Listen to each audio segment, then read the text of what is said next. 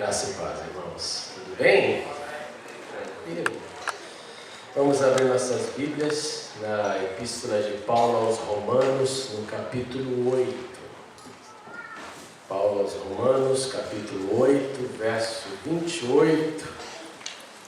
Nós vamos ler o único verso, mas um verso, como toda a Bíblia, com a verdade. Oh, meu amigo 33, bem-vindo. Ele não precisa saber o que é, esse é um segredo, é um código. Romanos 8, 28.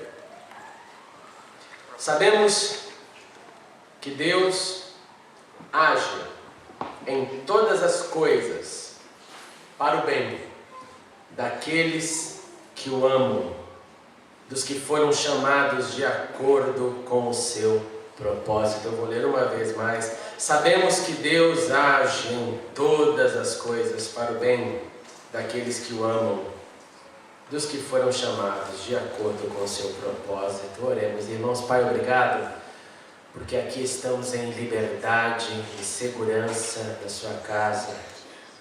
Obrigado porque o Senhor nos deu essa condição, essa chance, essa dádiva.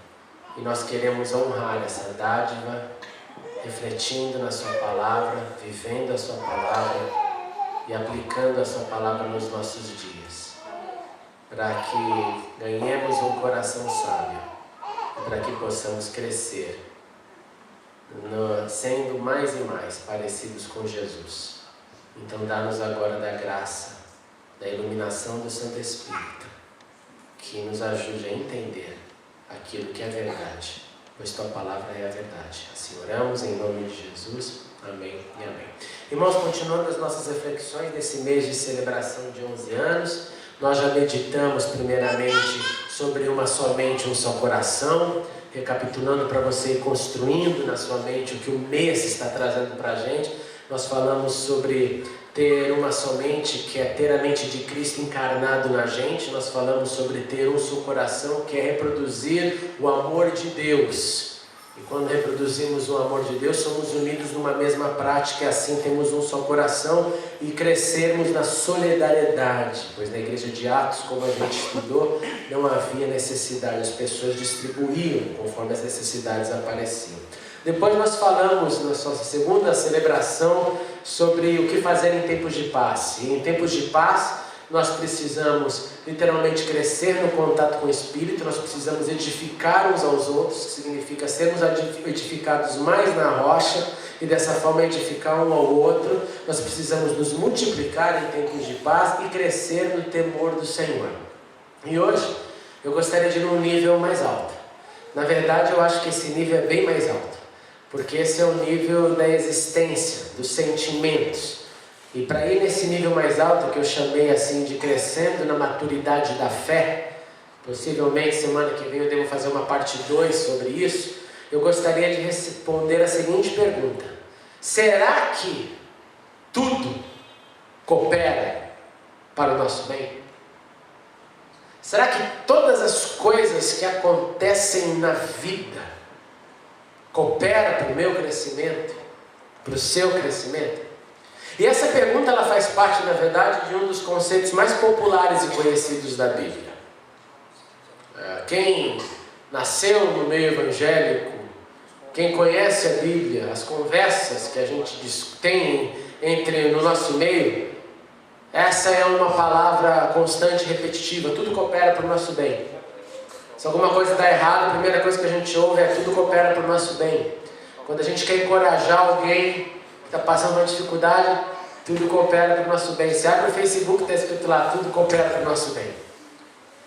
Eu tenho a impressão que os conceitos mais difíceis da Bíblia são também conceitos que se tornam mais populares.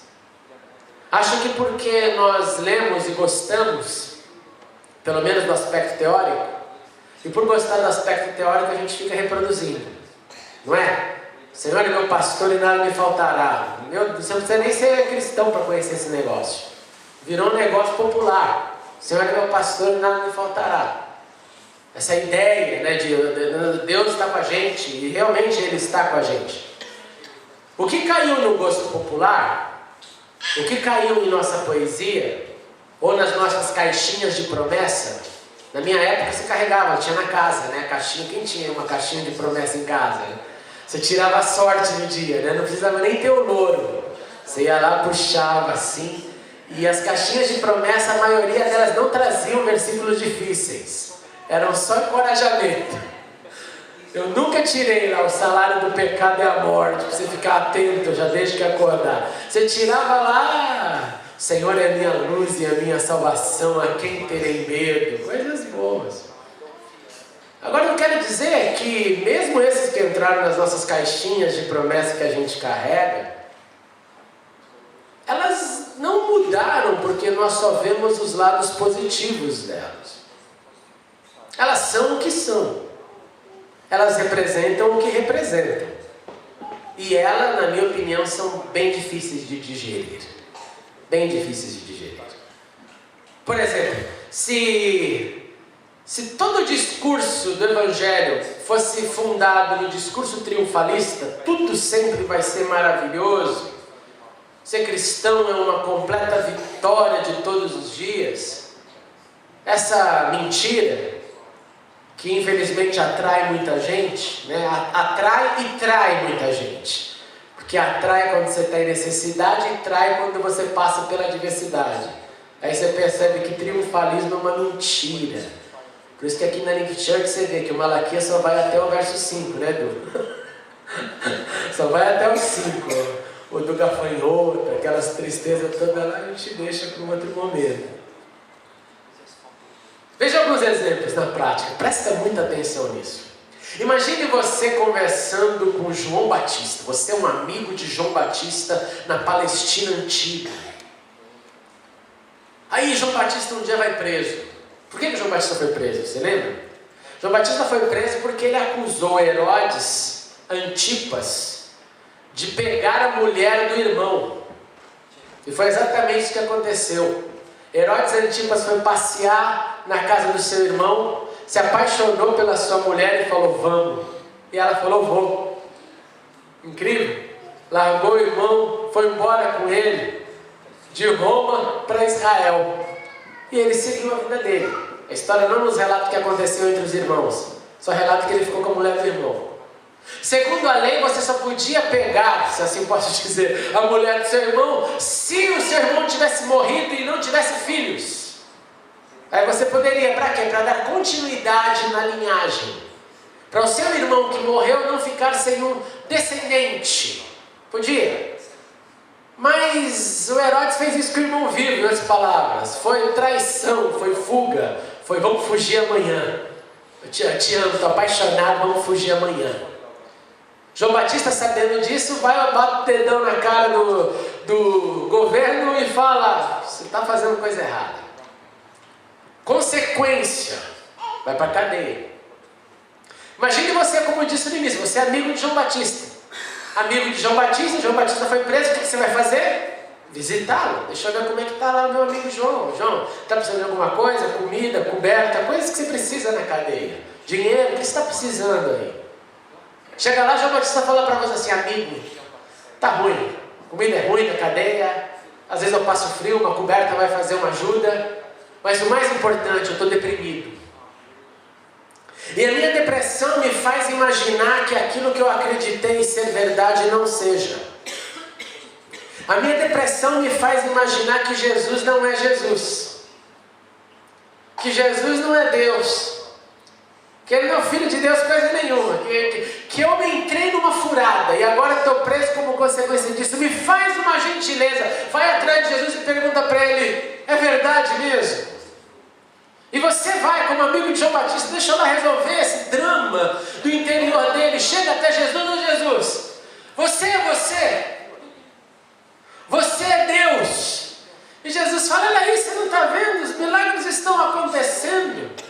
Aquilo que a expectativa messiânica esperava da manifestação de poder está acontecendo. Vai lá, volta para João, fala para ele, ei, Jesus, é verdade. Mais que isso, seu amigo que está preso é o maior entre os nascidos de mulher. Aí você fica todo feliz, uau, tenho boas notícias para dar para o João. Corre para a cadeia, olha para o João, João, você não sabe, cara. Número 1, Jesus é Jesus. Você não estava errado. Número 2, ele falou que você é o maior homem da terra. Ele falou que no planeta Terra não nasceu nenhum homem maior do que você. Qual seria a conclusão dessa cena? A conclusão dessa cena é terrível. Porque você fala, se o maior homem da terra está preso por fazer a verdade, por falar a verdade, se o maior homem dessa terra está deprimido porque a sua fé está chacoalhando, se o maior homem da terra vai terminar ainda pior porque a sua cabeça vai vir numa bandeja, o que não vai acontecer com a torcida do Corinthians? Se o maior homem da terra termina desse jeito, segunda divisão, terceiro não é nada, desgraça é total para quem não é o maior homem da terra. Mais um exemplo. Imagina você pregando para o apóstolo Paulo lá em Damasco, na Síria. Paulo acabou de se converter e você era um cristão já na Síria. Aí você encontra o Paulo, perdeu o medo, porque no início estava com medo dele, porque ele prendia mulheres e homens. E aí você fala, não, agora Paulo é irmãozinho Paulo, vem cá, deixa eu te falar uns negócios, Paulo. Agora você está bem. Sabe o que acontece, Paulo? Agora você não prende mais ninguém. Agora você não se mete mais com essa história de prender, agressividade, violência. Paulo, agora sua vida é o céu. Você conhece aquela música? Paulo, céu, lindo céu, há mansões celestiais todas feitas por Deus. Eu vou para o céu, lindo céu com Cristo. Paulo, agora é só cantar essa música. Segue a sua vida, porque agora acabou. Agora você está bem, agora você vai ser querido, ninguém mais vai ter medo de você. Todo mundo vai te abraçar, o irmão Paulo. Pô, vamos te chamar para comer em casa, porque crente adora comer. Crente não fuma e não bebe, crente come, Paulo. Agora você vai comer, muito jantar, muito almoço. Vai ser muito legal, Paulo. Aí passa um tempo, os anos passam. Você um dia está sentado lá na tua cidade, vem um apóstolo pregar na tua cidade. Você sai para ouvir o teu amigo, deixa eu ver o que aconteceu. E você ouve ele falar assim: eu servi o Senhor com toda humildade, com lágrimas, sendo severamente provado pelas conspirações dos judeus. Vocês sabem que eu não deixei de pregar-lhes nada que fosse proveitoso, mas eu ensinei-lhes tudo publicamente, de casa em casa.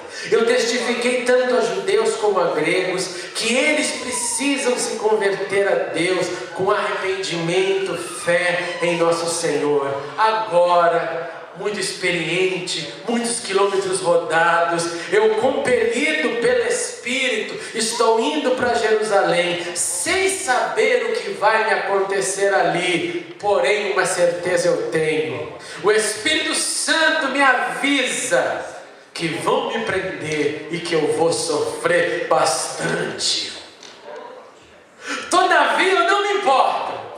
Todavia eu não considero a minha vida de valor para mim mesmo, se tão somente eu puder terminar e completar o ministério que o Senhor Jesus me confiou, de testemunhar do Evangelho da graça de Deus. O que nós diríamos ao apóstolo Paulo?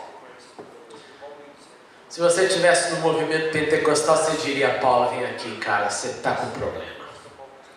Você caiu da fé, você perdeu a fé, você esfriou, Paulo.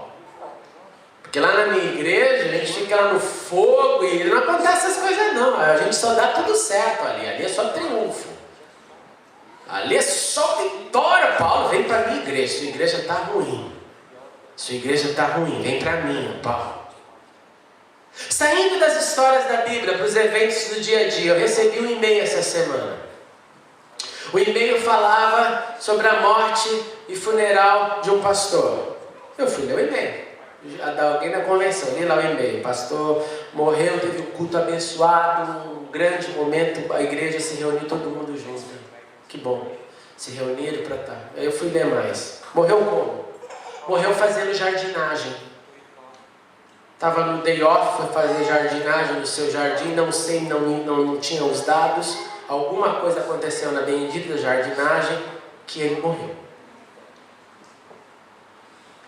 Aí você se encontra assim com a família dele e fala assim: ô irmã, Deus nos protege de tudo, né? A pessoa respira fundo assim para não falar, vou fazer o mesmo com você, vou pegar uma enxada e cortar sua cabeça fora.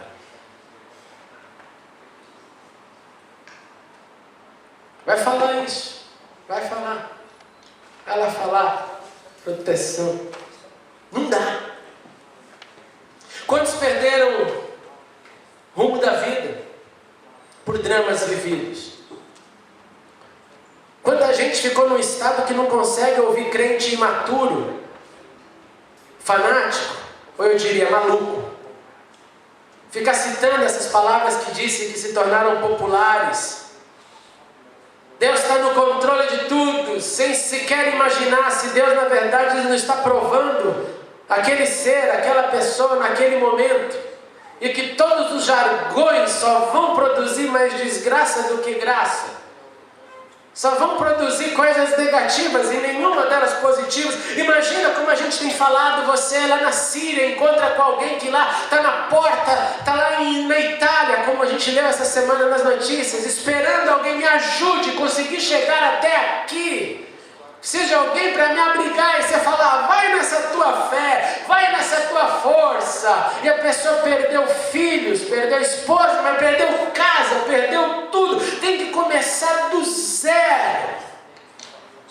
E a gente com vontade de dar, não vamos dar a fórmula que a gente ouviu. A fórmula é, tudo sempre vai dar certo.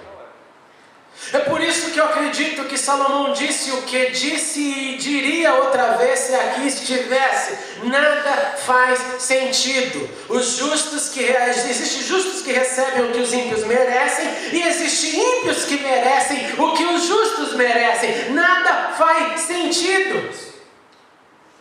Quer mais um prático? O que a gente diz para uma mãe que tem seus filhos lá na Cracolândia? O que você diz para ela? O que você diz? Ela sofre, ela chora, meu filho está morrendo, meu filho está nas drogas, não consegue sair disso. Ele tenta, ele recai, ele começa um pouquinho, ele volta. Os anos estão passando, seu corpo está definhando, ele não tem mais o que fazer, ele já foi para todas as clínicas da cidade, nós já falamos tudo para ele, nós já tiramos tudo, nós já demos tudo, as chances foram dadas, Deus fez milagres, mas ele não sabe o que você diz para ela. Você tira da caixinha da promessa, crê no Senhor Jesus será salvo de tua casa, e se o camarada não quiser, não quero nada com isso, não estou afim de nada, ou não consigo.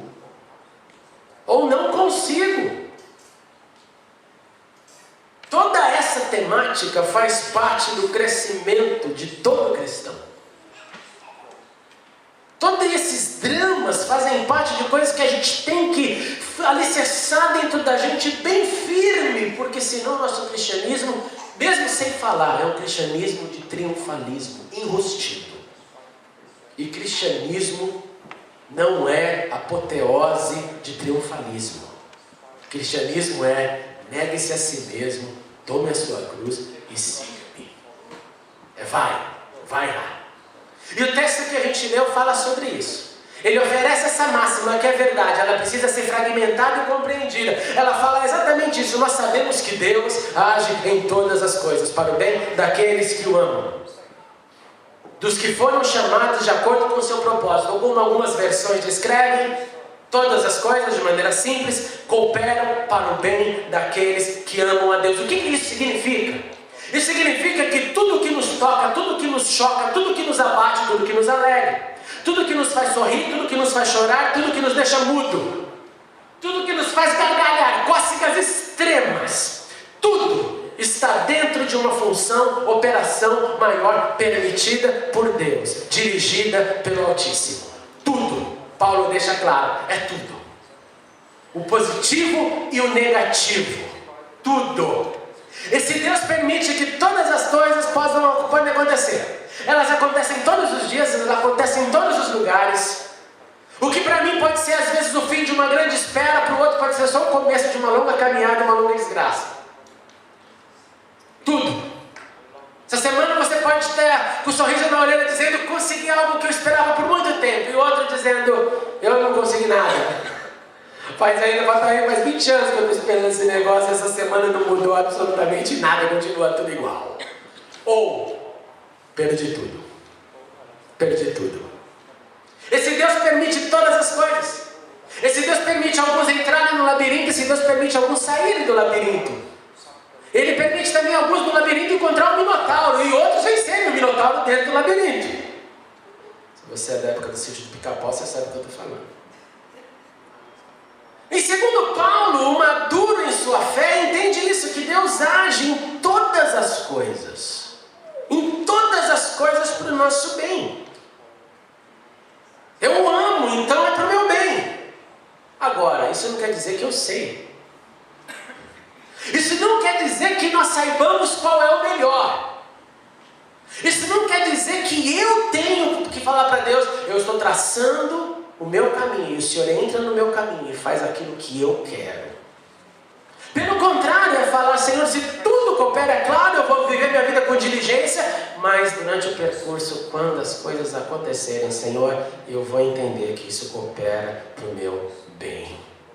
Nós não sabemos qual é melhor, nós não enxergamos o fim das histórias, nós não enxergamos o final dos túneis. Nós não enxergamos. Um dia alguém me perguntou assim para mim: por que você quer ser fiel no seu casamento? Você não sabe se ela vai querer ser fiel para você. E a minha resposta foi imediata e cortante. Foi: o problema do que ela vai fazer com a vida dela não é meu, é sim dela. O problema é o que eu faço com a minha vida. Porque primeiro eu tenho que cuidar da minha decisão. E que a minha boa decisão influencia quem estiver do meu lado. Mas o que o outro vai fazer com a sua vida sai do meu domínio. Porque se fosse assim, naquilo que eu consegui realizar de concreto, de firme, eu faria, apertava um botão em todo mundo resolvia, maravilha, já contaminei um monte de gente pro bem. É assim? Não, não é assim. De modo que nos cabe então, irmãos e irmãs, uma espiritualidade madura, que aceita tudo, que aceita que Deus controla, que aceita que Deus sabe, porque nós o amamos, então nós devemos confiar que tudo coopera para o bem, tudo tem uma finalidade, mesmo quando nós não enxergamos a finalidade. E eu vou dizer uma coisa um pouquinho pior ainda: você às vezes vai morrer sem entender o porquê. Como muita gente, como Hebreus dá uma galeria, eles todos, esses homens lindos, maravilhosos, gente de Deus, morreram frustrados. A Bíblia diz isso, leva essa palavra na tua maturidade. Morreram frustrados, cerrados no meio. Cerrados no meio. De acordo com a tradição, colocavam corpos de homens de Deus dentro de troncos ocos. E desses troncos, cortavam o cara. Morreram assim. Para quê? Para se encontrar com o Senhor e com o Senhor ter o seu galardão. Porque a finitude da vida não dá para se comparar com a infinidade da eternidade. Imaginem se Deus te chamar para ser João Batista. Não fale amém não, hein? Não dê uma de super-herói, não. Eu falo misericórdia, não me chame para ser João Batista não. Eu não quero terminar minha vida com a cabeça numa bandeja. Deus manda você lá para pregar em algum lugar proibido. Não quero, Senhor. Prefiro não. Agora também não se confunda, não é fazendo errado, assinando embaixo no erro e dizendo tudo coopera para o meu bem. Estou fazendo errado aqui, eu sei que isso aqui está errado na minha vida, mas isso coopera para o meu bem, porque Deus sabe. Não sabe nada, safado. Sabe nada. Coopera para o nosso bem o que a gente faz e o que a gente recebe, o que acontece com a gente, por obra do acaso, por obra do Senhor atrás do acaso, não porque eu plantei e fiz o negócio errado. como dizer, eu roubei e não deu certo, bendito seja Deus que estava me livrando. Estava nada. Aquilo que é errado, está descartado, está fora do tudo coopera para o meu bem. Porque fui eu que fui lá, apertei o botão errado. Não coopera nada. A consequência vai vir, como tudo, toda ação traz uma reação. Isso é física, não é nem Deus, isso é física. Talvez Deus na física, mas eu digo no sentido de espiritualizar. Não, você empurra e cai. Se eu empurrar isso aqui, vai para o chão. Uma ação. Logo em nossa contínua caminhada, irmãos e irmãs, como igreja, como templos do Espírito Santo, como gente que quer continuar crescendo nessa dimensão, nessa maturidade, nós precisamos entender sim, tudo coopera para o nosso bem, mesmo quando a gente não entende nada. Paulo conclui esse trecho dizendo o seguinte: em todas essas coisas nós somos mais que vencedores, por meio daquele que nos amou. Pois eu estou convencido de que nem morte nem vida, nem anjos nem demônios, nem o presente nem o futuro, nem quaisquer poderes, nem altura nem profundidade, nem qualquer outra coisa na criação será capaz de nos separar do amor de Deus que está em Cristo Jesus, nosso Senhor. Nós amamos o Senhor porque Ele nos amou primeiro. Nós somos chamados pelo Senhor porque Ele se entregou por nós. O Senhor nos amou primeiro e o Senhor nos amará por último. O Senhor amará sempre a mais, sempre a mais. E o caminho da maturidade, o caminho de uma consistência no nosso cristianismo, vem com a certeza da fé que cresce. Para quando enfrentarmos o tudo, o todas as coisas, nós estejamos firmes. Pois a gente tem que crer que elas cooperam para o nosso bem. Porque nós o amamos. Porque Ele nos ama. Porque nós queremos crescer. E Ele, como Pai, quer que a gente cresça. Onde quer que você esteja na sua jornada rumo à maturidade, talvez passando por dramas velhos, talvez passando por dramas novos, talvez no meio de dramas que você espera por anos resoluções e elas ainda não chegaram. Se apegue nesta palavra que é verdade. Algo está acontecendo e o Senhor controla todas as coisas. Porque nós o amamos e Ele nos ama. Fora disso, é utopia. Fora disso, é fanatismo religioso. Fora disso, é firmar a casa na areia. A casa vai cair. Mas que o Senhor nos dê força, em qualquer momento, em qualquer área, em qualquer situação, para permanecermos de pé, gritando: sim, Senhor, faça o teu querer.